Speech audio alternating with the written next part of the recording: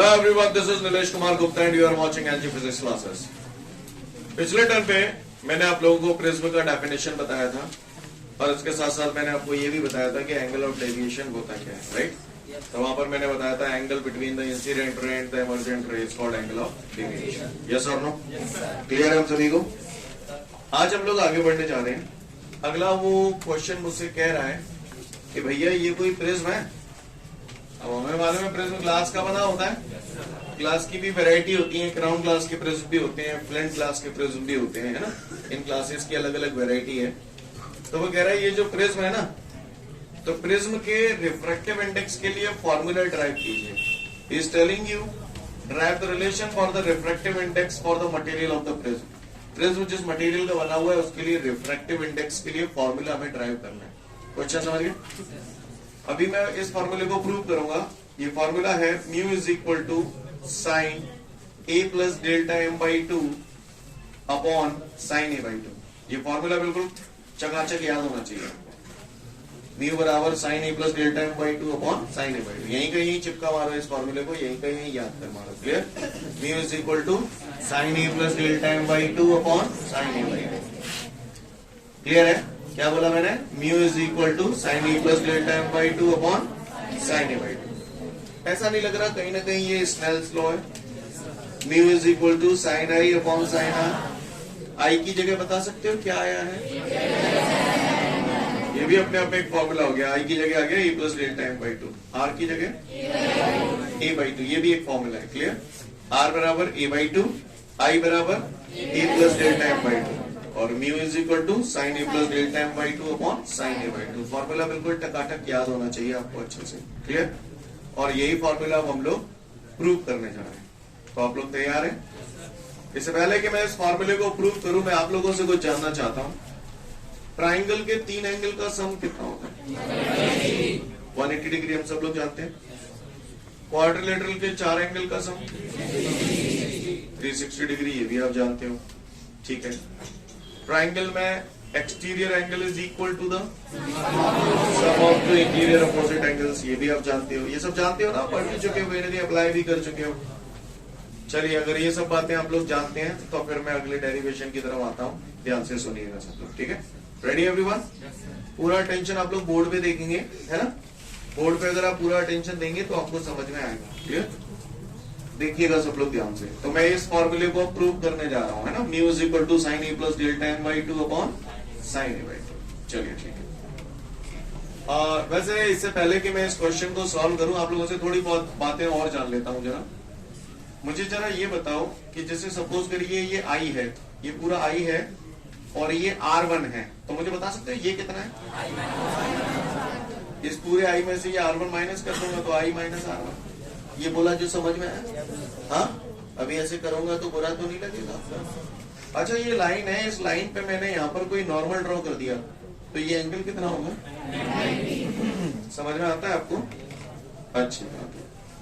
वैसे मैंने ऐसा कुछ बताया नहीं है जो समझ में ना आए, है ना। चलिए, ठीक है। तो अब आगे बढ़ते हैं। आगे की कहानी आपसे कहते हैं। तो बोल रहा है drive the relation for the refractive index of the material of the prism. Let's begin.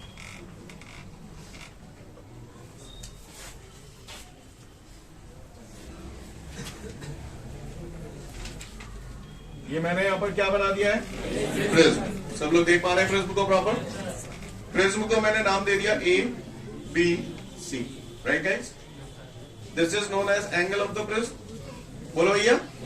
Simple ए से डिनोट कर दिया, एंगल ऑफ द प्रिज्म को ए से डिनोट कर दिया। व्हाट इज दिस रे? Incident ray. यहां पर मैंने जो लाइट रे डाली है, मैंने इसको नाम दे दिया P Q. P Q is the incident रे, राइट। ये रे जो है ना, ये व्हाइट लाइट नहीं है, क्योंकि अगर व्हाइट लाइट लूंगा तो फिर यहाँ पर मुझे 7 कलर दिखाने पड़ेंगे। समझ में आ रही बात? यहाँ पर मैंने जो लाइट ली है दैट इज मोनोक्रोमेटिक लाइट। कैसी लाइट है ये? आप लोग समझते हो मोनोक्रोमेटिक का मतलब क्या होता है? मोनोक्रोमेटिक का मतलब होता है एक ही कलर की लाइट। क्लियर? कैसे कलर की लाइट? मोनो माने 1, क्रोमेटिक माने कलर। मोनोक्रोमेटिक यानी सिंगल कलर की लाइट, उसे हम बोलते हैं मोनोक्रोमेटिक लाइट। क्लियर? डाइक्रोमेटिक दो कलर की लाइट। समझ जाओगे ना इस तरीके से। अब मैं यहाँ लिख नहीं रहा हूँ, अदरवाइज हॉच पॉच हो जाएगी। क्लियर? तो यहाँ पर मैंने लाइट रे इंसिडेंट की है, वो कैसी लाइट है? मोनोक्रोमेटिक। मोनोक्रोमेटिक समझ गए आप लोग? अच्छी बात है। तो ये इंसिडेंट रे है। प्रिज्म के चारों तरफ मीडियम कौन है? एयर। प्रिज्म के चारों तरफ मीडियम कौन है? तो लाइट रे कौन से मीडियम से कौन से मीडियम में जाएगी? Rare to denser. Rare to denser जाएगी तो टुवर्ड्स द नॉर्मल। तो तब बेंड होगी जब नॉर्मल होगा। तो इसमें नॉर्मल कैसे बनाऊं? ये इंसिडेंट पॉइंट है, इस सरफेस पे नॉर्मल कैसे ड्रॉ होगा? ये नॉर्मल है, नॉर्मल को एन नाम दे दूं। बोलो भैया, सुना है इंसिडेंट रे नॉर्मल के साथ जो एंगल बनाती है that is angle of incidence I. Scene clear है भाई? बोलो। yes, अब रेयर टू डेंसर जा रही है, ये जो रे ऐसे जा रही है, कायदे से इसे ऐसे जाना चाहिए था, इस रे को ऐसे जाना चाहिए था, है ना? पर रेयर टू डेंसर जा रही है तो टुवर्ड्स द नॉर्मल ऐसे बेंड होगी या ऊपर की तरफ बेंड होगी? नीचे की तरफ बेंड होगी। तो कर दूं बेंड? ठीक है, कर रहा हूं। तो ये मैंने इसे बेंड कर दिया। सीन क्लियर है सभी को? ये रिफ्रैक्शन एंगल है, इस रिफ्रैक्शन एंगल को मैंने नाम दे दिया R1। क्या नाम दे दिया? R1। PQ is the incident ray, QR is the refracted ray. कैसी रे है? Refracted ray. QR is the refracted ray. Scene clear है सभी को? अब ये लाइट, अच्छा मुझे ये बता सकते हो ये वाली लाइन और ये वाली लाइन कितने डिग्री का एंगल है? नॉर्मल है। ताते सवाल पूछे वो दिखे हो नहीं तुम्हें, है ना? अब वही दिखो 90। सवाल बताओ तो। अब ये कायते काय में जाएगी? डेंसर टू रेयर जाएगी तो अवे फ्रॉम द नॉर्मल। तो तब होगी ना जब नॉर्मल होगा। नॉर्मल कैसे बनाऊं? तो ये इंसिडेंट पॉइंट है, इस पर मैंने ये नॉर्मल ड्रॉ कर दिया। क्लियर है भैया? इस नॉर्मल को मैंने नाम दे दिया एन डैश। क्या नाम दे दिया? कुछ भी दे सकते हो जो आपकी इच्छा हो। रेडी? अब ये डेंसर टू रेयर जा रही है, तो कायदे से ये जो लाइट रे है इसे ऐसे जाना चाहिए था, पर डेंसर टू रेयर जा रही है तो टुवर्ड्स नॉर्मल या away from the normal? Away from the normal. ऐसे होगी, ऐसे होगी, ऊपर होगी ना मित्रा? गड़बड़ी क्या रह जाएगी? नॉर्मल ऐसे होगी तो ये तो नॉर्मल की तरफ गई ना। अवे फ्रॉम द नॉर्मल लेनी है, कहाँ आएगी? नीचे। सीन क्लियर है सभी को? कहा को परेशानी? तो ये away from the normal it will move like this. Yes और no?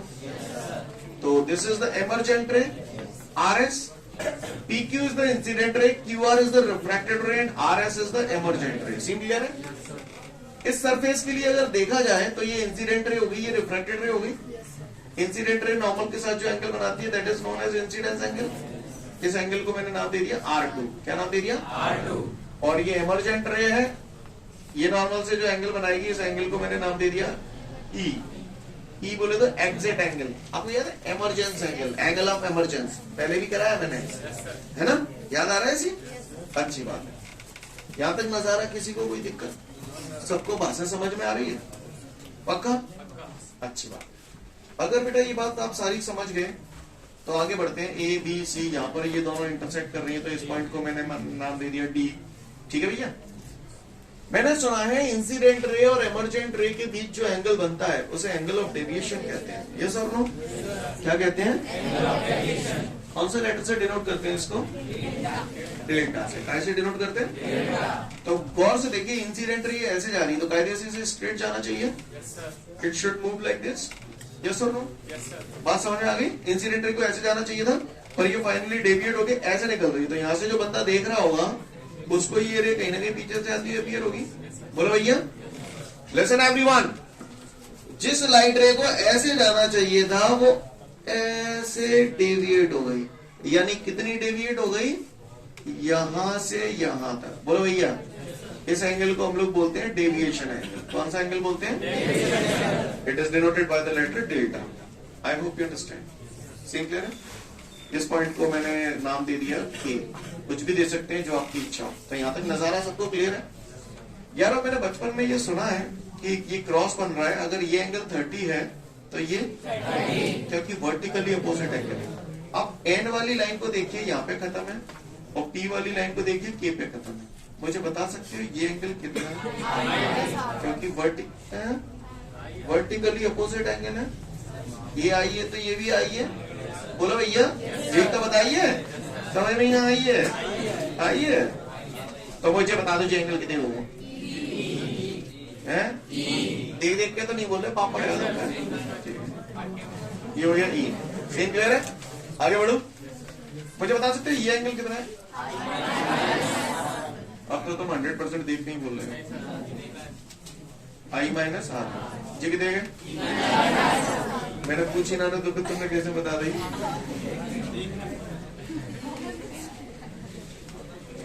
E minus are. Step clear है भैया?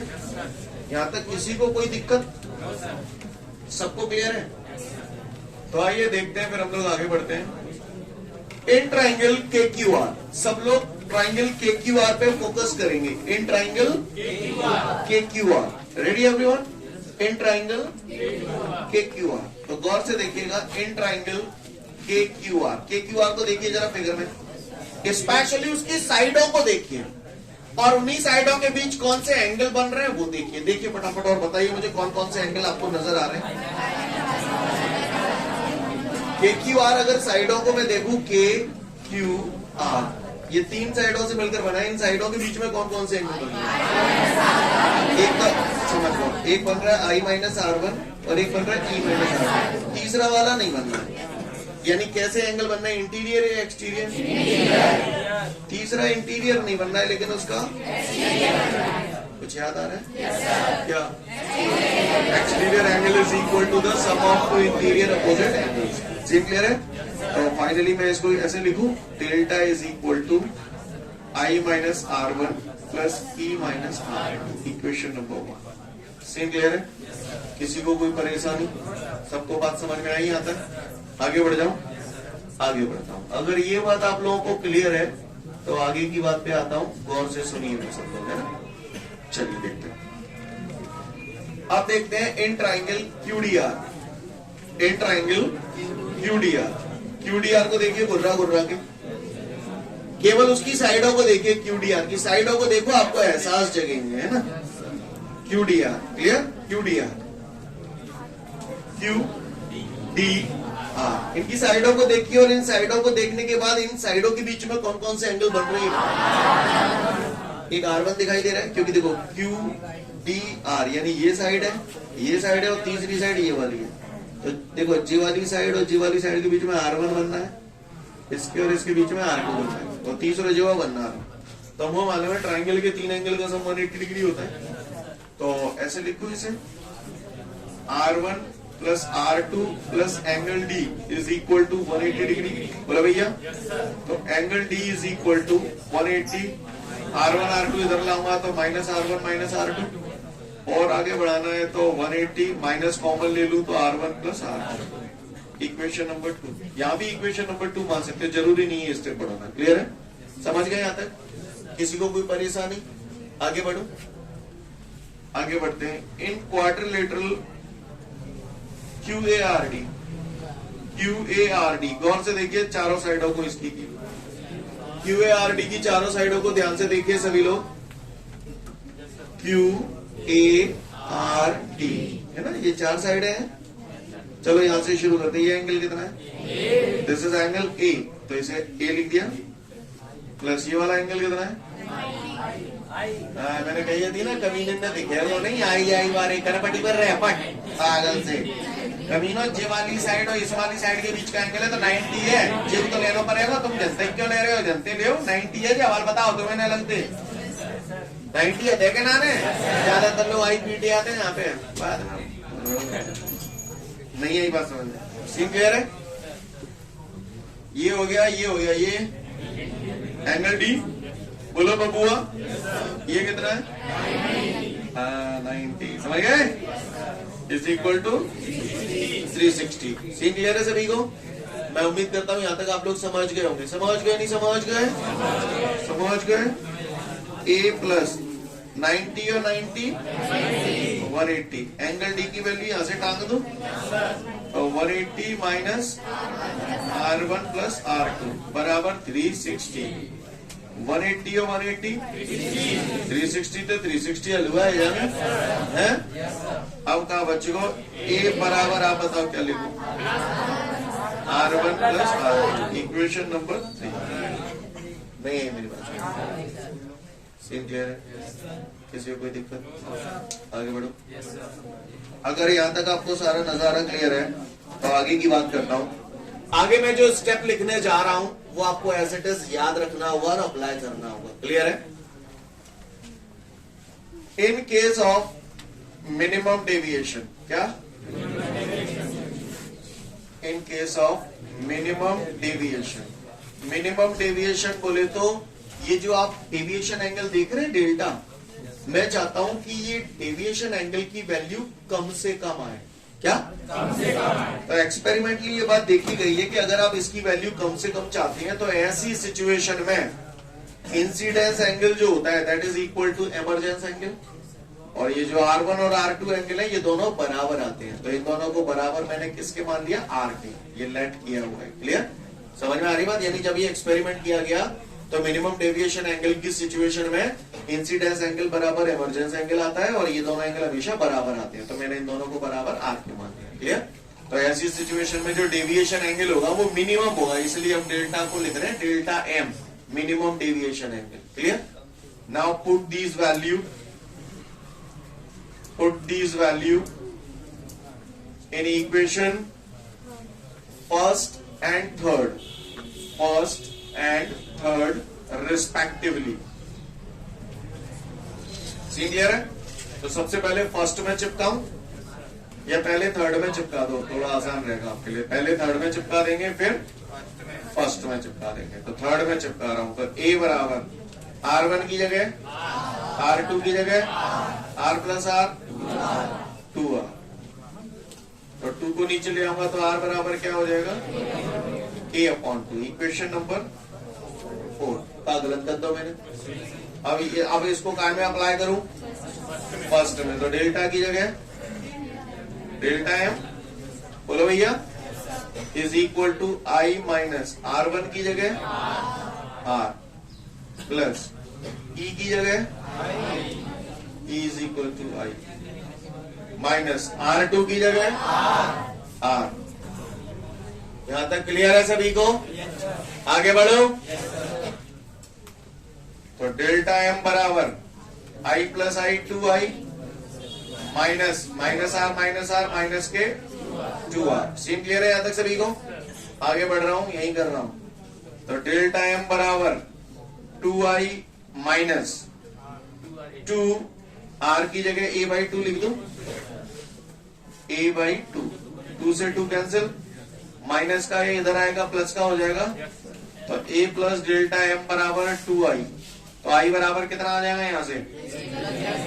A plus delta M/2। तो ये मैंने लिख दिया I बराबर A plus delta M/2, equation number 5। Scene clear है? आगे बढ़ते हैं। इस प्रिज्म का रिफ्रैक्टिव इंडेक्स निकालना है हमें। तो बाय द स्नेल्स लॉ, क्या है Snell's law?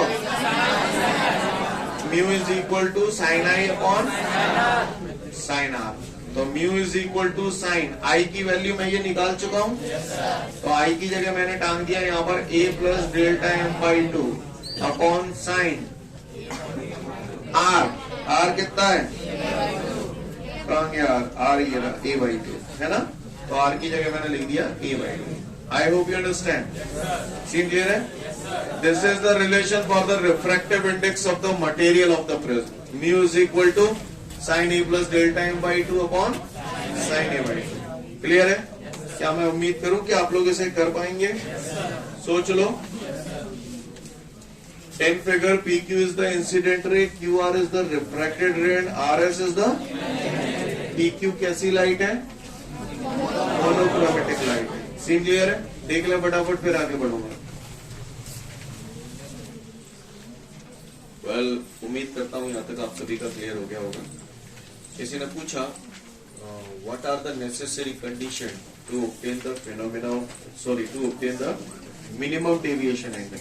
What are the necessary condition to obtain the minimum angle of deviation. अगर आपको डेविएशन एंगल मिनिमम चाहिए तो इसके लिए सिचुएशंस क्या है, नेसेसरी कंडीशन क्या है, आप बताओ।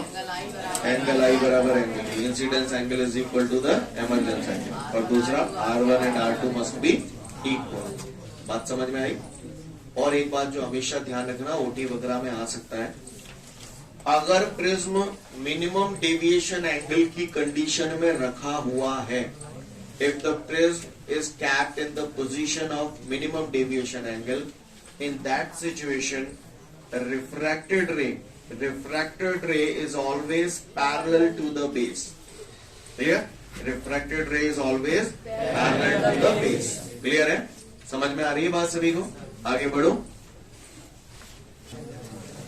इसके बाद हमारे को एक नोट दिया गया है और उस नोट में हमसे बोल रहा है कि यदि प्रिज्म पतला, ये जनरल रिलेशन आया हमारा, म्यू बराबर sine A plus delta M by two upon sine A by two. Clear? ये एक जनरल रिलेशन है।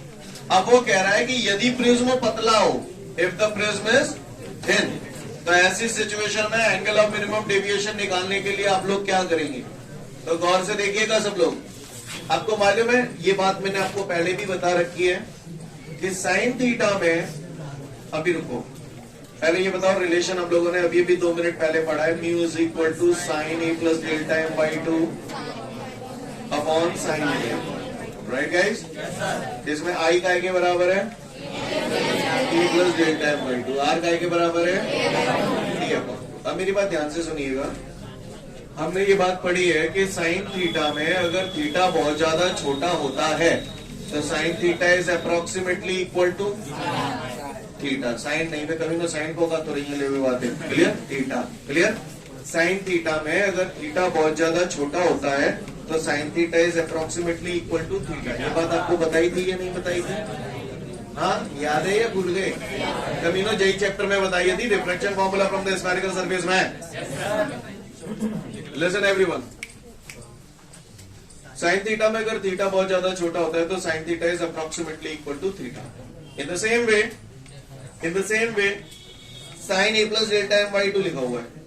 अब मैंने बोला if the prism is thin, prism thin कब होता है? मैंने स्टार्टिंग वाले डे में ही बता दिया था, जिन प्रिज्मों के एंगल 10 डिग्री से छोटे होते हैं उन्हें हम लोग थिन प्रिज्म की कैटेगरी में रखते हैं।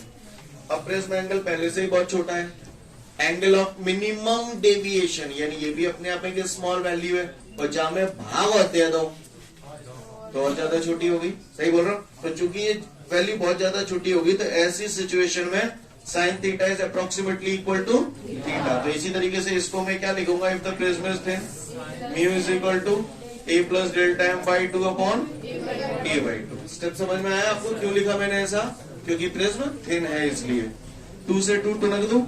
कहानी समझ में आ रही है यहाँ तक सभी को? क्लियर है? किसी को कोई दिक्कत? तो 2 से 2 कैंसिल हो गया, तो mu is equal to A plus delta M upon A. मैं फिर से रिपीट कर रहा हूं, रुको अभी फिर से देखिए। मैंने बताया साइन थीटा में अगर थीटा की वैल्यू बहुत ज्यादा छोटी होती है तो sine theta is approximately equal to theta. तो गौर से देखिए, अभी अभी हमने ये फॉर्मूला पढ़ा है। अब वो कह रहा है यदि प्रिज्म पतला हो, प्रिज्म पतला तब होता है जब प्रिज्म एंगल की वैल्यू 10 डिग्री से कम हो। तो ए ऑलरेडी बहुत कम है, delta M minimum deviation angle ये भी बहुत कम वैल्यू है, और इसमें भाग लग गया 2 का, तो ये चीज बहुत ज्यादा छोटी हो गई। तो इस वजह से साइन थीटा की जगह हम लोग थीटा लिख रहे हैं, वैसे यहाँ पर इसकी जगह ये लिख देंगे, इसी तरह यहाँ पर इसकी जगह केवल ये लिख देंगे। 2 से 2 काट दिया, ये आ गया, क्रॉस मल्टीप्लाई किया तो mu A is equal to A plus delta M. Mu A is equal to A plus delta M, A को इधर ले आऊंगा तो म्यू ए माइनस ए बराबर डेल्टा एम। ए कॉमन आ जाएगा तो क्या बच जाएगा? म्यू माइनस 1 इंटू ए। नहीं मेरी बात समझ, ब्रह्मास्त्र फॉर्मूला है, आगे पूरी कहानी इसी से ही सॉल्व होगी। डेल्टा एम बराबर म्यू माइनस 1 इंटू ए, मिनिमम डेविएशन है। सीन क्लियर है सभी को? लेसन पूछेगा, explain the various factors which is affecting the angle of minimum deviation. Explain the various factors which is affecting the angle of minimum deviation. तो भैया मुझे यहां से ये साफ पता चल रहा है कि delta M is directly proportional to mu, delta M is directly proportional to A. बोलो भैया। और मैंने स्टार्टिंग में अगर आपको याद हो चैप्टर 9 में बड़ा सा नोट लिखाया था, तो वहां पर मैंने ये भी बताया था mu is inversely proportional to lambda. बोलो भैया, सीन क्लियर है? तो चमका दो, अब इसे गौर से देखिएगा। एंगल ऑफ मिनिमम डेविएशन कौन कौन से फैक्टर पे इफेक्ट करता है? सबसे पहला refractive index of the material of the prism. Refractive index of the material of the prism increases, angle of minimum deviation and vice versa। अगर ये डिक्रीज होगा तो डिक्रीज होगा। आपको बता दूं, प्रिज्म जो होते हैं नॉर्मली अभी तक आप लोग यही जानते हैं कि ये कांच के होते हैं और इतना ही परे आपको, लेकिन इस कांच में भी अब 2 वैरायटी आ जाती है। एक राउंड कांच के प्रिज्म होते हैं और एक फ्लिंट कांच के प्रिज्म होते हैं। ये कांच की अलग अलग वेराइटी है ना।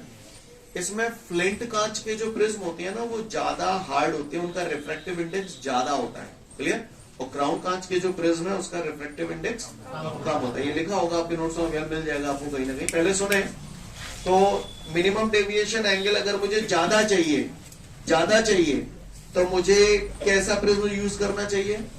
फ्लिंट ग्लास का, जिसका रिफ्रैक्टिव इंडेक्स ज्यादा होता है। खैर मैं ज्यादा डेप्थ में नहीं ले जा रहा, आपको आग लगा दो। Refractive index of the material of the prism increases तो इंक्रीज, डिक्रीजेस तो डिक्रीज। समझ गए? दूसरा क्या है आप बोलो? Angle of the prism, if angle of the prism increases, angle of minimum deviation decreases तो। अगला वेवलेंथ ऑफ द लाइट, ये जो लाइट डाल रहे हो, wavelength of the light increases and decreases.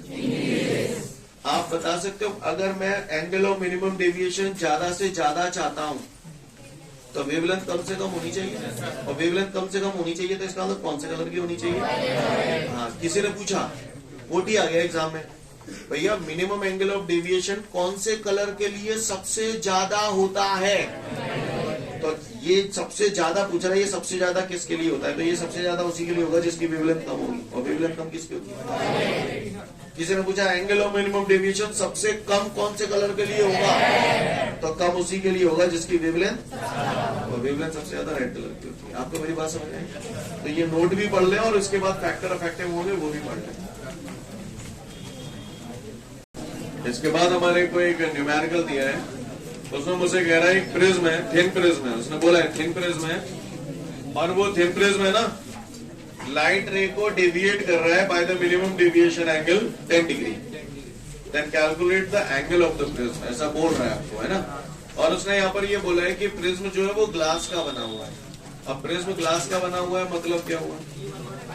Mu is equal to 1 point, ये understood है, खुद से रखना पड़ेगा।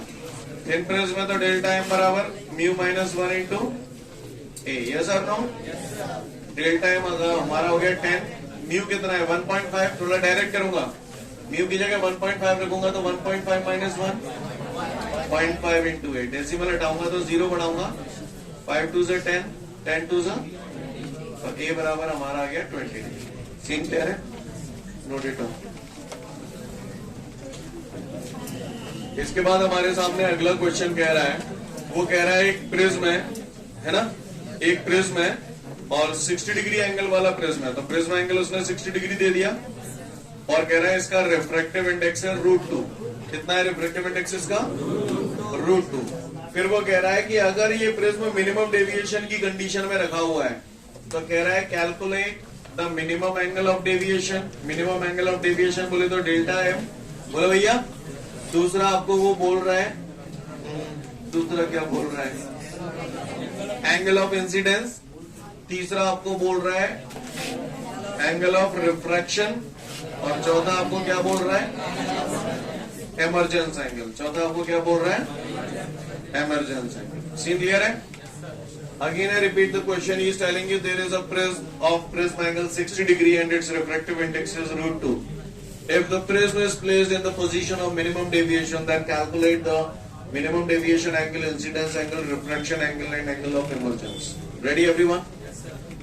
तो भाई लोगों ध्यान से सुनिएगा सब लोग, क्या फॉर्मूले लगाऊं?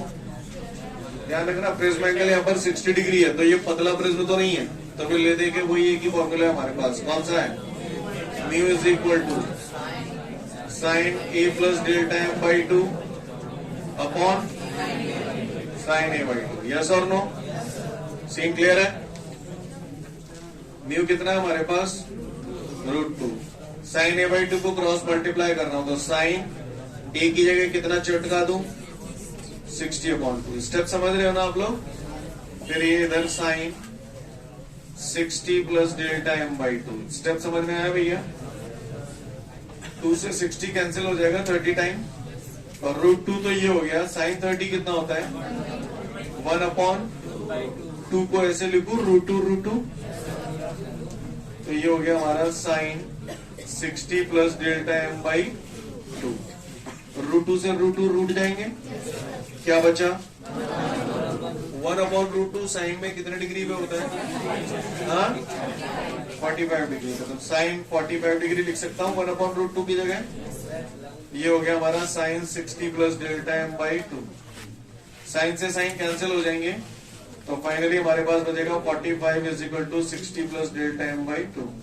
45 टू से 90 और 60 इधर आके माइनस हो जाएगा, कितना आ गया डेल्टा एम? तो डेल्टा एम बराबर आपका आ गया। सीन क्लियर है? ये हमारा पहला आंसर आया। दूसरा मुझसे कह रहा है आई निकालो incidence angle. Listen everyone, mu बराबर साइन, यही तो आई है, तो आई काय के बराबर है? ए प्लस डेल्टा एम बाई 2। मैं सॉल्व भी नहीं करूंगा, ओरल करूंगा। ए कितना है? 60। डेल्टा एम कितना है? 60 प्लस 30 90/2 45। समझ गए? अगला मुझसे कह रहा है रिफ्रैक्शन एंगल बताऊं, तो ये हमारा पहला हो रहा था, ये हमारा दूसरा हुआ। हाँ भैया, रिफ्रैक्शन एंगल साइन आई अपॉन साइन आर ही तो होता है रिफ्रैक्शन एंगल। आर बराबर, आंसर बोलो डायरेक्ट, ए कितना है? 60/2 30 डिग्री। नहीं बात समझ। तीसरा मुझसे कह रहा है एमरजेंस एंगल, यही पूछ रहा है, चौथा है सॉरी, एमरजेंस एंगल। तो उसने क्वेश्चन में साफ बोला है जो प्रिज्म है मिनिमम डेविएशन की कंडीशन में। यहां कर देता हूं चौथा पॉइंट में, देख नहीं पा रहे होंगे आप तो। चौथा point, in case of minimum deviation, minimum, तो मिनिमम डेविएशन की कंडीशन में हमने पढ़ा था E इज इक्वल टू आई। तो E बराबर आई कितना है? आई 45 डिग्री आ चुका है, इसलिए 45। आई hope you understand guys. Do you understand that? Note it down. इसके बाद हमारे सामने अगला न्यूमेरिकल दे रहा है, उसमें कह रहा है from a prism of refraction angle 60 degree the angle of minimum deviation is 30 degree. From a prism of refraction angle 60 degree, angle दे रहा है प्रिज्म का 60 डिग्री दे रहा है और कह रहा है the angle of minimum deviation is 30 degree. Delta M is equal to 30 degree. Calculate number 1 angle of incidence, angle of incidence calculate करना है। Number 2 angle of refraction, angle of refraction R, और number 3 refractive index of the material of the prism. ये 3 चीजें पूछ रहा है आपसे भैया। मिनिमम डेविएशन एंगल की सिचुएशन में आई बराबर A plus delta M by 2। A 60 है, डेल्टा एम 30 है, 60 और 30 90/2 45। क्लियर है? आर बराबर ए बाई 2 60 है। क्लियर? पहला हो गया, दूसरा हो गया। सीन क्लियर है भैया? तीसरा उन्होंने रिफ्रैक्टिव इंडेक्स पूछा है, तीसरा। तो रिफ्रैक्टिव इंडेक्स का फॉर्मूला पड़ा है म्यू बराबर साइन आई अपॉन साइन आर। तो आई कितना है? आई कहा हो तुम? 45। और आर कितना है? साइन 30। तो mu is equal to sine 45 1/√2 sine 30 1/2। इसे ये पलट जाएगा, ऊपर पहुंच जाएगा। बोलो भैया 1/√2 1/2 ऊपर पहुंच जाएगा, तो ये क्या हो जाएगा? 2/1। तो म्यू इज इक्वल टू 2 1 2, 2 को ऐसे लिखो √2 और √2 का 1 से मल्टीप्लाई हुआ √2 रूट गए, तो म्यू बराबर √2। सीन क्लियर है? गाइड तो नहीं कर रहा हूं ना? Note it down fast.